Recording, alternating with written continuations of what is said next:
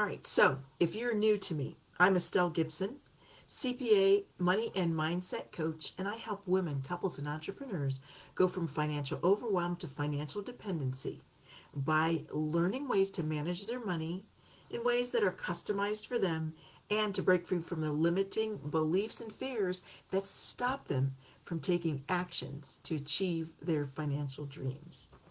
So, tonight I'm going to tell you a little bit about my personal story, but I want to work that in with talking to you about reasons why other programs haven't worked for you. Have you ever wondered? You take classes and programs and you read books about managing your money, and sometimes those things just don't work for you, or you keep finding yourself in the same situation where you started. Well, we're going to talk about that tonight.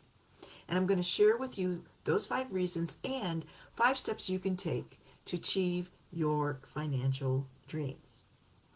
Before we get started, as usual, I like you to set your intention, because when you set your intention, you put your focus on what you want to achieve. So I want you to think about what you want to hear, experience, or learn in this 20 to 30 minutes that we're going to have together. And we'll check in at the end to see if you were laser focused and setting your intention. So let's talk about the 5 reasons that programs may not work for you. So the first reason is that many programs, and you've seen them, jump into this top 5 actions or steps or 10 steps or 7 steps that you need to take to achieve whatever it is you're trying to achieve. Financial peace, financial freedom. So they jump into action steps immediately. So what does that cause? So you have no goals, no vision, no focus. So the solution to that, and I have a 5-step method that actually spells out HEART, HEART. And the first step in that method is H, which stands for your heart's desires or your goals or your visions or your dreams. So I have people start with setting their intention and putting their goals and dreams in place. And I talked about this in one of the Facebook Lives I did last month about creating your big dreams. So we talked about your why and all the details of creating money goals and dreams. And I start my process this way. Instead of jumping into a bunch of action steps, I have people take a look at where they're headed. And it's like taking a journey. If you were to begin a journey and you wanted to use your GPS, if you didn't type in your destination, could you even get started? You couldn't. And it's the same for your money journey. You've got to have some goals and desires for a couple reasons. And we talked about that in the Facebook Live, but you need to have your why established and your goals and your dreams so that you can take actions when it becomes difficult. Because when you're reaching out of your comfort zone and going for things that you can't already do yourself, like managing your money, it gets uncomfortable. So that's the first step. So instead of jumping into actions, we set the stage and choose our destination. The second reason that money programs may not have worked for you is that they may not apply to your situation. So sometimes there's no assessment as to where you are, where you're starting from, what's your situation. So in my second step, which is E, I have people evaluate where they are starting from. And we evaluate several things. We evaluate your current situation, because a lot of times when we're dealing with our money, we don't want to take a look at our current situation because it can be difficult. We have a lot of maybe guilt or stress about it, so we don't want to take a look at it. So we have to evaluate. I call it taking responsibility or being honest with yourself where you're starting from. And we also look at your environment. What in the environment of people, places, and things do you have in place? Do you not have in place? What's missing? So that we can begin to see, based on where you're headed, where you're starting from. Just like a GPS. You put in that location for your destination, and if you have no clue where you're starting from, you won't get a route or map at all. So we've got to plug in where you're starting from so that we can get a good plan in place to help you achieve what you're trying to achieve. And that's reason number 3 that some programs may not work. The action steps that are there may not be the action steps that you need. These are the 10 or 5 or 7 steps that worked maybe for someone else in their life or their experience. So we got to take a look at what are the action steps that work for you. And a lot of times in programs, there's no information or real financial literacy behind those action steps. So, what I really like to do for people, like to teach people, information. I always say you don't have to be an expert, but you need to be informed. So, you need to be informed and have some amount of financial literacy so that you understand what you're doing and why you're doing it, so that you can continue on the path as your life changes and grows, so that you can understand basic financial literacy and what you need to do in certain circumstances and when you have certain goals. So the next step in my method is A for action. So we create an action plan based on your goals and desires and vision, where you're starting from, and that are customized and the right steps for you. Because especially when it comes to different money topics, whether it's saving or investing or debt or student loan, whatever it is, based on your goals, there are certain things that are going to make sense for you to do in certain order and those that won't. And a lot of times when you see those, do these steps, they have them in an order that may not be the right order for you. We've got to take a holistic approach at looking at your money and what makes sense in what order for you. All right, the fourth reason that you might not be getting the results you want from programs is that you're not getting to the real issues. And I use the example of going to a doctor. When you go to a doctor, you have symptoms.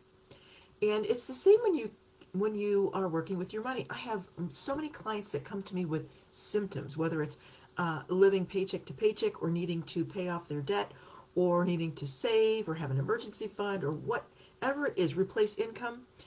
That's a symptom of another possible problem. So if we stay in the realm of symptoms, just like if you go to a doctor, say you go to a doctor and you have a painful swollen foot. Well, the doctor can give you something for that symptom. They can give you pain medication, they can give you a shot, cortisone shot.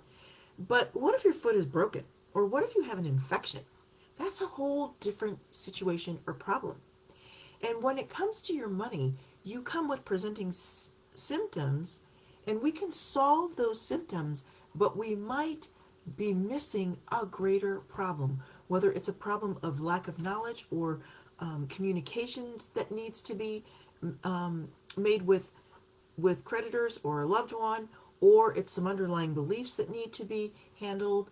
Sometimes we're not getting to the real issues, and when that happens, you go on a series of solving problems to symptoms, and you go from symptom to symptom to symptom, and you're on a roller coaster of living paycheck to paycheck or going through problems, and they keep cropping up. You may have noticed that when you deal with money issues, you get them handled and then they come up again. And that's because we're not getting to the deeper issues that are usually going on. And so if we look at my method, R is for revealing the real issues, those underlying issues. It could be limiting beliefs. It could be things that are stopping you from taking actions. It could be, like for me, I reverted back to what I learned growing up. It could be going back to environmental patterns and belief systems. So we got to take a look at that. And we got to solve that. So we solve the problem so that the symptoms are reduced or eliminated. All right. And the fifth and final reason that you may not be getting the results that you need are that sometimes there are no long-term plans. There's no plan for maintenance or to build on. Because let's face it, when it comes to managing your money in your life, we all grow in phases or stages. I started out managing my money when I got my first job, and then I went to college, which is a whole set of other circumstances that I had to deal with, student loans and so forth. And then I got my first job, which is a whole nother set of circumstances, beginning credit card debt and buying a car and getting an apartment. So, your money, your life, and then getting married and getting divorced and having a child. So as you go through the phases of your life, your money stages change. And some of these programs don't address that. So there's no plan for whether it's acute issues and situations that come up or just maintaining what you've learned and what you've put in place. So the cycles of life make a difference. It's kind of like going to the gym. You go to the gym and you get in shape and you get things going, but if you don't keep that up, if you don't keep some kind of maintenance going, you're going to be going to the gym again and starting over, right? So it's the same with your money. We've got to put some things in place that will help you to move forward powerfully as you move through the stages of your money life. All right, so in my process, that is T, which is for taking stock.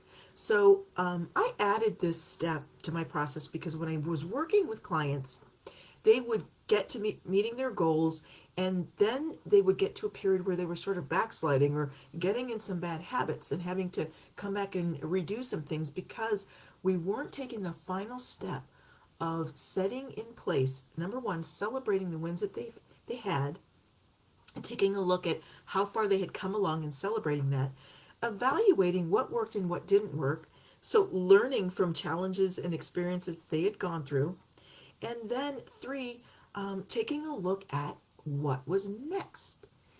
So looking at what stage that they'd gotten to, what they had achieved, because so many times when I first start working with people, they're not dreaming very big because they don't always believe that they can achieve those goals and desires that they have. So when we get through, a first phase of achieving some of those early goals, then they can dream bigger. Then they can, get outside their comfort zone and go for what's next. So it's really important to take that next step and to set goals again and to look at what stage you're in and what's coming up next.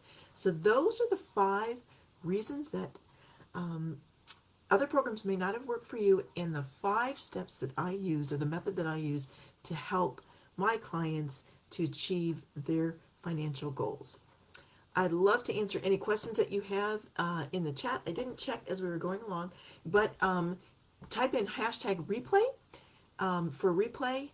And if you're joining me in the replay and type in any questions or comments that you have, I'll be going back through and reading all of those. So now I want to check in for your intention. What was the intention that you set in the beginning? And what did you learn in this short time that we've had together? What were your ahas or information that you hadn't heard before? And what is one thing you're going to put in place from what I shared with you tonight? Now, if you're interested in learning more about how you can take the 5 steps to achieve your financial and money dreams, I'd love for you to contact me to hear what you've got going on and how I can assist you in reaching your financial dreams.